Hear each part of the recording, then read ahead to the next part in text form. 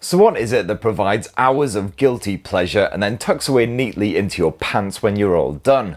Why, it's a handheld game and console, of course, and these days there's literally a lot more than just one to choose from. In fact, there's dozens of the buggers running all kinds of different OSs and offering everything from cloud-based gaming to old-school cartridges. Kinda makes you long for those simpler times when it was just Game Boy versus Game Gear. And Atari Lynx as well, I guess, if you were one of those weird kids. Anyway, I've personally tested and reviewed all of these gaming handhelds, so here's a look at which one might be best for you. And for more on the latest and greatest tech, please do poke subscribe and ding that notifications bell. Cheers! Now, of course, the OG when it comes to handheld gaming is Nintendo, so it would be kind of amiss to not kick off with the Nintendo Switch.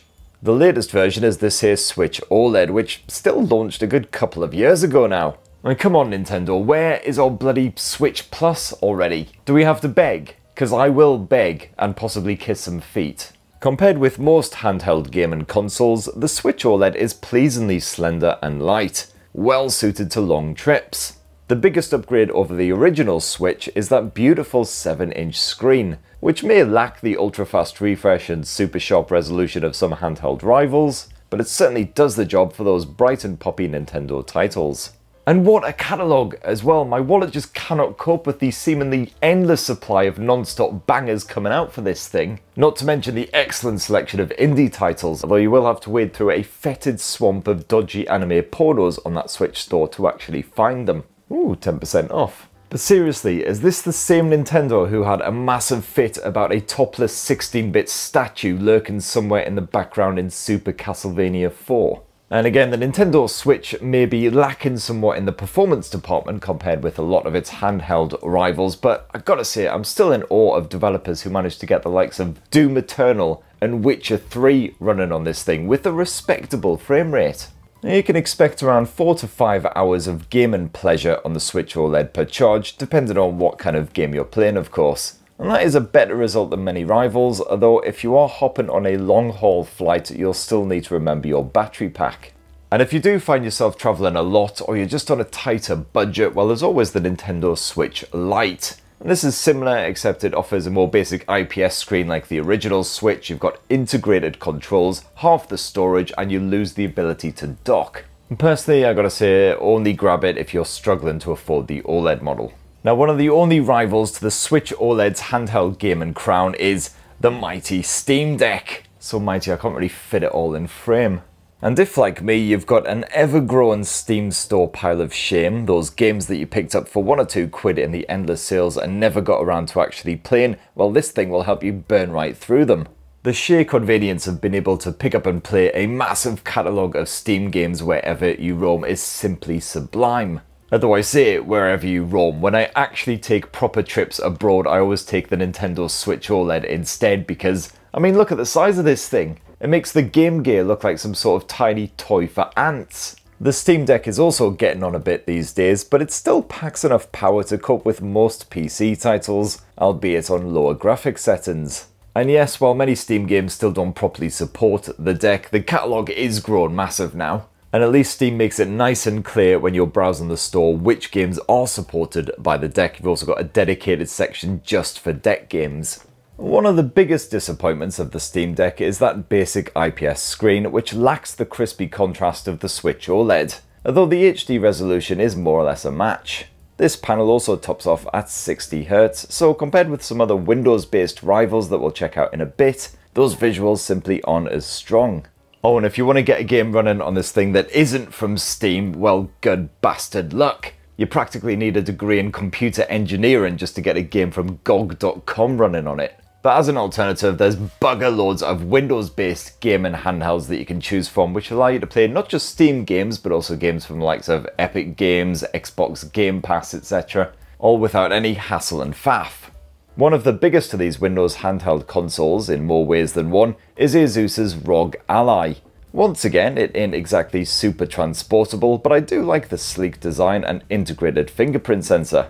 Windows 11 can, fair enough, be a wee bit annoying to deal with on a gaming handheld console, but I certainly haven't had as many troubles as some other reviewers. And I really like Asus's Armory Crate app, which gathers together all of your games from different services so you can hop straight in, while the yank out toolbar can be used to tweak your game settings while you're playing, which is very useful indeed. Now, one of the biggest upgrades versus the Steam Deck is that crisp 7-inch Full HD display. It's once again IPS tech, but this time even brighter and sharper with 120Hz refresh and AMD FreeSync support. And when it's running on battery power, the ROG Ally does struggle with more demanding titles, even in this Ryzen Z1 Extreme flavour. That is if you're actually trying to run them at Full HD resolution, but it's still beefier than the Steam Deck with a whisper quiet cooling system. Although yeah, the battery life is utter cack, so you'll definitely want a briefcase sized battery pack if you're planning on hitting the road. Another manufacturer well worth checking out is Ayaneo, or possibly Ayaneo depending on which angry YouTube comments you choose to believe. And don't forget to have another massive argument down there in this video as well, because life certainly isn't far too short for all that shenanigans. But however you choose to pronounce it, Ayaneo seems to release a new device roughly every 12 seconds, so choosing the best one for you might be a bit tricky. Of all of the Ayaneos I've tested, the Air 1S is ideal if you want something that's pleasingly portable. It's a lot dinkier than the Steam Deck and the ROG Ally, more akin to the Nintendo Switch. But despite this size, you get an AMD Ryzen 7 processor plus a gorgeous AMOLED screen, again similar to the Switch's. Otherwise, if it's sheer crotch thrust and power you're after, well, definitely have a gander at the Ayaneo 2S. This is a proper Steam Deck style mega bastard. You got upgraded performance so you can play even the most demanding PC fare without a juddery frame rate. However, as well as the bigger size, the 2S also swaps out that AMOLED screen for a more basic IPS panel. Boo hiss, etc. And plenty of other manufacturers are also leaping on the Windows handheld game and console craze, including OneXPlayer, and I'm certainly a fan of the, again, almighty OneXPlayer 2, even if there's not a huge amount to distinguish it from the Ayaneo 2S besides the detachable controllers. This design makes it easier to dock the console and play on the big screen at home, while the beefy performance once again means you can smash through anything out there. And another console which is only just hitting stores is the rather remarkable Lenovo Legion Go. This only just about counts as a handheld gaming console because it's a bloody monster, somehow packing in an 8.8-inch Quad HD touchscreen. It weighs a whopping 850 grams, and frankly, if you are going on holiday with this thing, you gotta decide, do I take the Lenovo Legion Go or do I take spare clothes and toiletries and stuff? Because you probably won't have room in the case for both.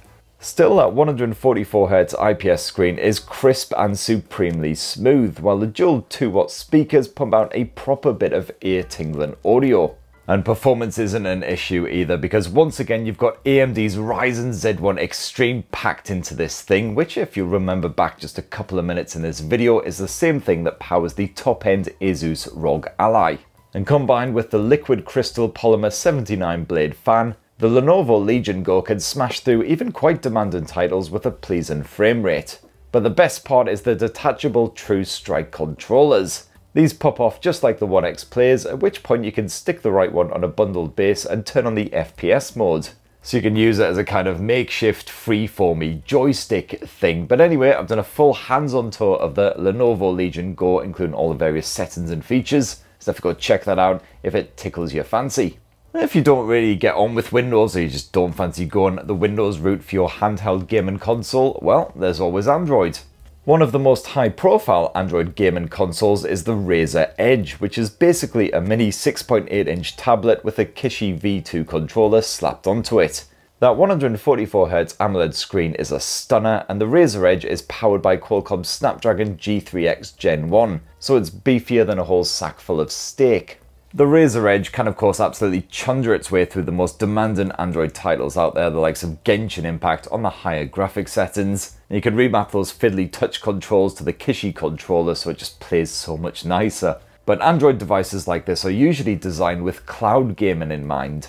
So if you have a subscription for Xbox Cloud Gaming or Nvidia's GeForce Now streaming service, you can play proper PC titles wherever you roam. Even fresh new games like Alan Wake 2 or Apex Legends Ignite. And the Razer Edge even works with the likes of PS Remote Play, so if you've got a PS5 you can stream those games over your home Wi-Fi to wherever you want to be, whether it's sat on the throne or snuggled under the duvet. Another cheaper option is the Logitech G Cloud, although this handheld gamer doesn't have a 5G option, so you are limited to Wi-Fi for your online gaming, while the 60Hz IPS display isn't as pretty as the Razer's Poppy AMOLED. The G Cloud is also less powerful than the Edge, with an aging Snapdragon 720G smushed inside. It's not great news if you want to do any actual Android gaming.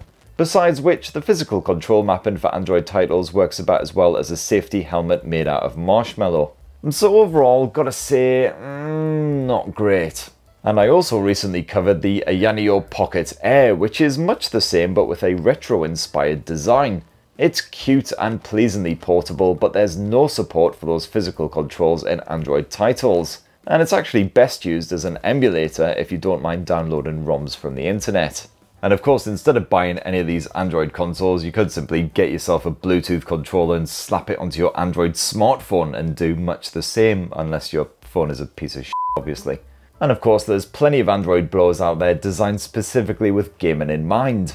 The likes of the Asus ROG phone if you've got loads of cash, or cheaper options like the Red Magic, which still pack a proper punch and are stuffed full of excellent gaming tools to give you the edge over those bloody 12-year-old snot-nosed snipers in Call of Duty.